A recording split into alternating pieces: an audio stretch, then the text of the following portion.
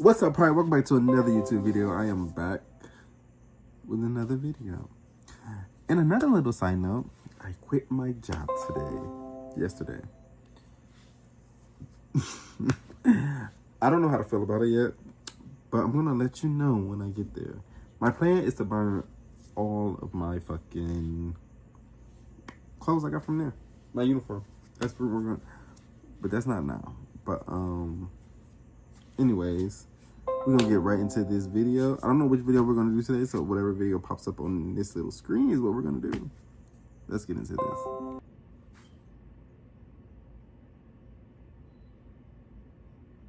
Hold up, I'm having technical difficulties.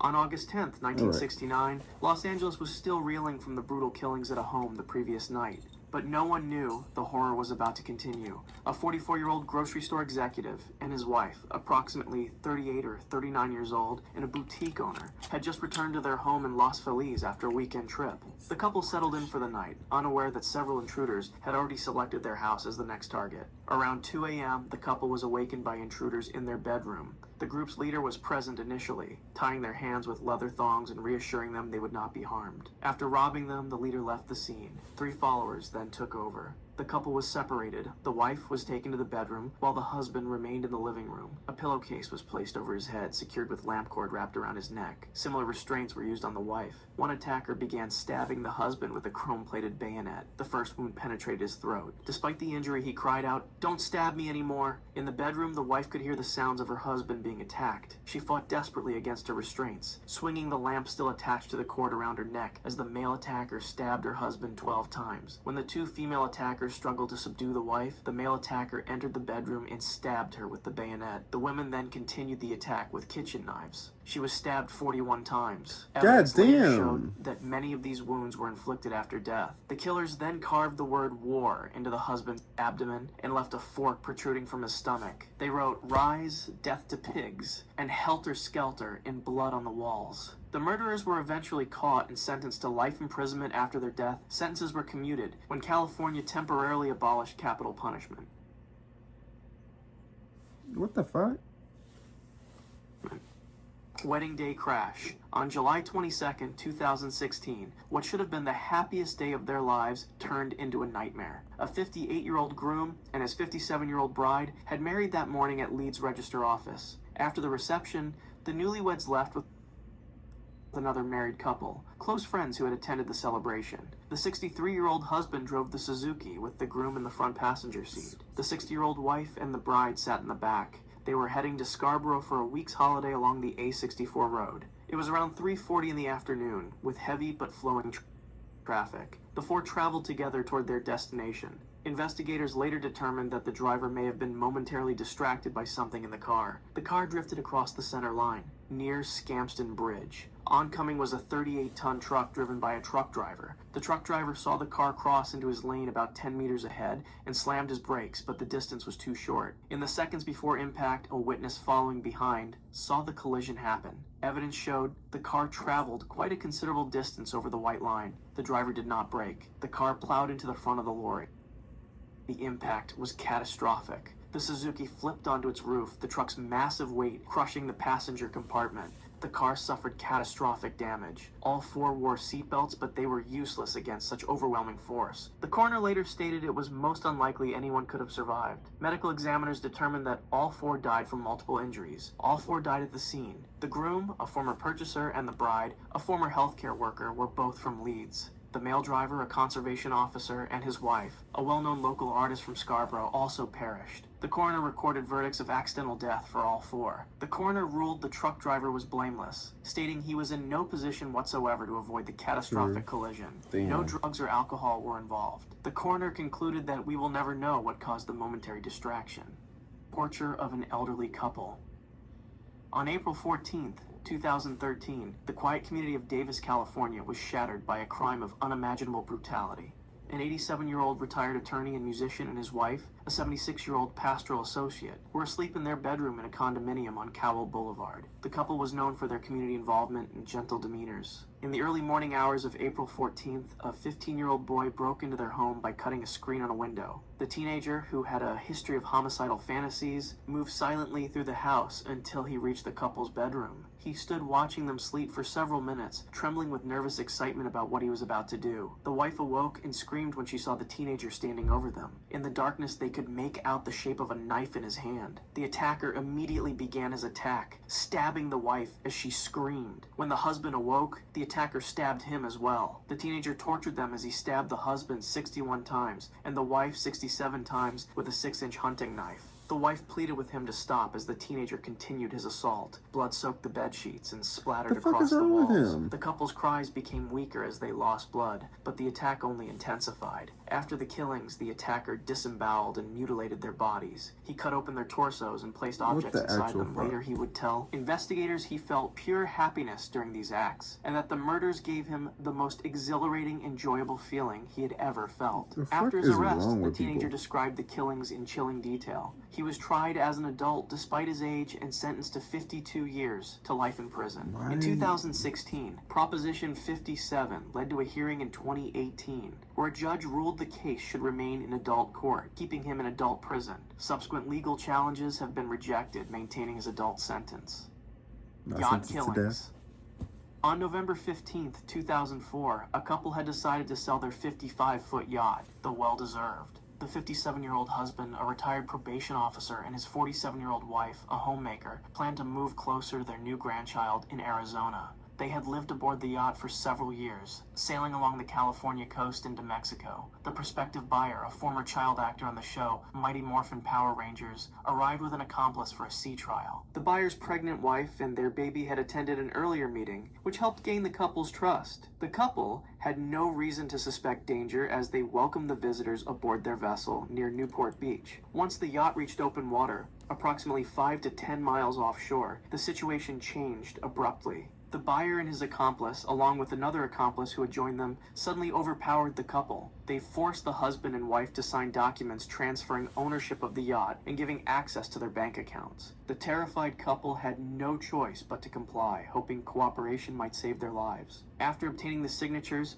the attackers bound the couple with duct tape and handcuffs. They blindfolded them and secured them together with rope attached to the yacht's anchor. The husband and wife were still conscious, still aware of what was happening to them. The wife sobbed and begged for her life, saying she was too young to die. The husband fought back, kicking the buyer so hard he knocked him off his feet, but the first accomplice struck the husband with a devastating punch. According to eyewitness testimony from the third accomplice, who later cooperated with authorities, both were still alive when they went into the water. The anchor pulled them down rapidly. The wife's head struck the side of the yacht as she was dragged overboard. The water at that location was several thousand feet deep. They would have struggled instinctively against their restraints, but there was no escape from the ocean's depths. Their bodies have never been recovered. Wait, what? How was their body never recovered if the anchor... Ain't the anchor attached to the boat? I'm confused. The buyer and first accomplice were eventually convicted and received death sentences, while the buyer's wife received life imprisonment without parole. The third accomplice accepted a plea bargain after testifying for the prosecution. Lovers Lane Massacre.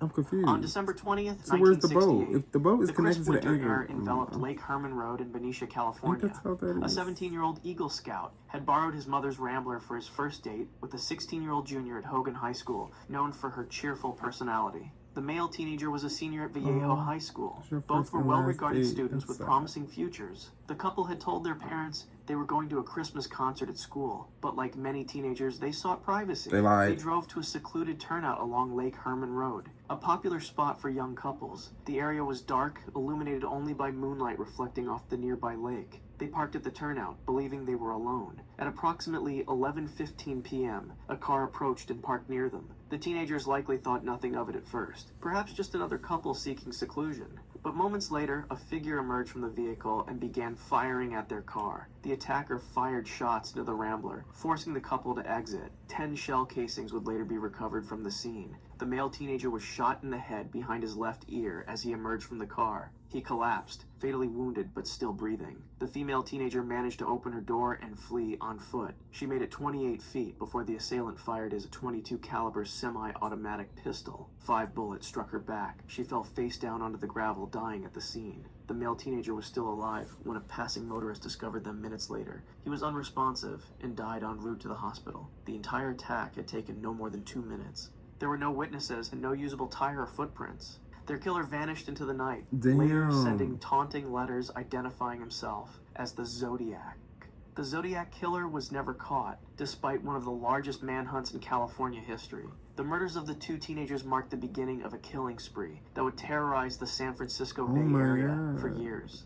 The fire and stabbings. Oh yeah, I thought the Zodiac killer was in Australia. The upscale community of Skillman, New Jersey awoke to shocking news. A 72-year-old former New Jersey transportation commissioner and hospital executive and his 69-year-old wife, a retired teacher, were found dead in their bedroom after firefighters responded to reports of smoke coming from their home. The couple had spent the previous evening at home. Records showed the husband had a FaceTime call with a grandchild at 5 p.m. and sent a work email around 7 p.m. Nothing seemed amiss until approximately 6 a.m., when smoke was spotted billowing from the second-floor windows of their colonial-style house in the Meadows neighborhood. When firefighters entered the master bedroom, they encountered a scene that puzzled investigators. The fire had been contained mostly to the bedroom, with an unusual pattern suggesting an accelerant had been used. Beneath the smoke and ash, they discovered the couple on the floor near their bed. Both had been stabbed multiple times, the wife 12 times and the husband 5 times. The initial police theory suggested a murder-suicide scenario, proposing that the husband had stabbed his wife before turning the blade on himself and setting the fire. But forensic evidence told a different story. The wife's wounds indicated defense injuries on her arms. The husband's wounds included a slash across his throat and a stab to his jugular that would have made it nearly impossible for him to continue attacking or start a fire. Most critically, the weapon that killed the husband, described as having a narrow blade like a stiletto, was never found at the scene. The autopsy revealed the wife was dead before the fire started, while the husband, despite severe injuries, had apparently tried to move about the room, leaving blood smears on various surfaces. Evidence showed the husband had soot in his lungs and carbon monoxide in his blood, indicating he was alive when the fire began. Smoke inhalation ultimately contributed to his death as the fire consumed the oxygen in the room. The case remains officially unsolved, with the husband's manner of death changed from suicide to undetermined in 2017, though the family continues to seek answers. Monster of Florence. That's crazy. On August 21st, 1968, a warm summer night descended on the small Italian community of Lastra Signa near Florence. A 29-year-old masonry worker had been having an affair with a 32-year-old homemaker, known in the village for her numerous relationships, earning her the nickname Queen Bee. That evening, they drove to a secluded countryside spot in the man's car. The woman's 6-year-old son was asleep in the back seat. The couple likely believed he would remain sleeping while they engaged in intimate activities. As night fell, the couple was in their car in the isolated location. Around midnight, as the couple was together in the car, an assailant attacked. Without warning, the attacker approached the car and produced a .22 caliber Beretta. The man barely had time to register the threat when the stranger fired, killing him. The woman was also shot multiple times and killed. The sound of the shots was partially muffled by the isolated location, but they were loud enough to wake the child in the back seat. The child witnessed the aftermath of his mother's murder. The male victim died almost immediately, and the woman also succumbed to her wounds. The killer chose not to harm the boy. In a strange turn of events, accounts vary about what happened next. The boy appeared at a nearby farmhouse around 2 a.m., roughly a mile from the crime scene. When asked about the incident, the child told the occupant that his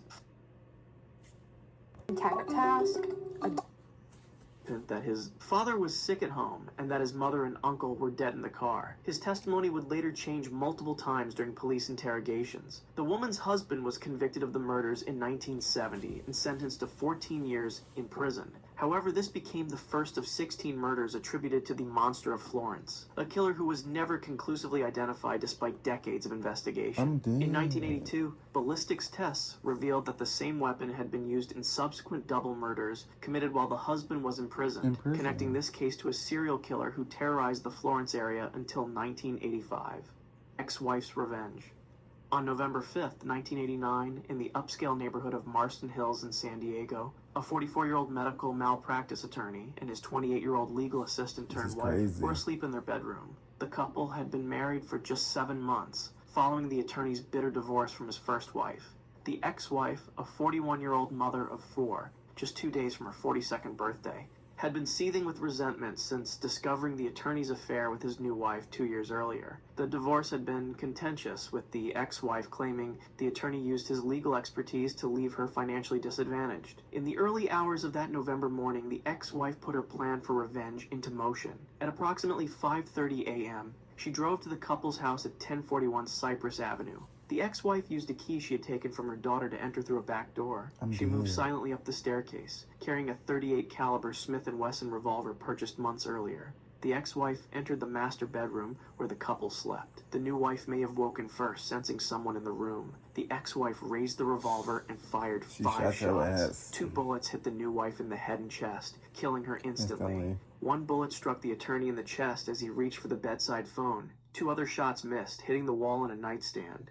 "Okay, you shot me. I'm dead," the attorney said, now fully awake and recognizing his ex-wife in the darkness. The ex-wife had removed the phone from the bedroom so he could not call for help. The attorney remained conscious for several minutes, bleeding profusely onto the bedsheets, before dying. The ex-wife left the house, called her daughter to confess, and turned herself into police hours later. At trial, the ex-wife claimed temporary insanity, but was convicted of 2 counts of second-degree murder and sentenced to 32 years to life in prison. She remains incarcerated at the California Institution for Women, repeatedly denied parole. As she should. If you want to see more videos like this, click the video on screen now and make sure to subscribe. Because what the fuck? Please. Get the fuck out of here, girl. You fucking... Anyways, that's all for this YouTube video. You already know that's all for this video. There might be more videos since I don't have a job yet. And I gotta figure that out now. Because I just can't. I have a trip to go on in 4 months. And I need a job. So, if you like this video, you know what to do. Like, comment, subscribe, be part of Pride. Get me to 1K. Well, get us to 1K. Because it's not just me. It's y'all too. So, let's do this, y'all. Love you always. And I'm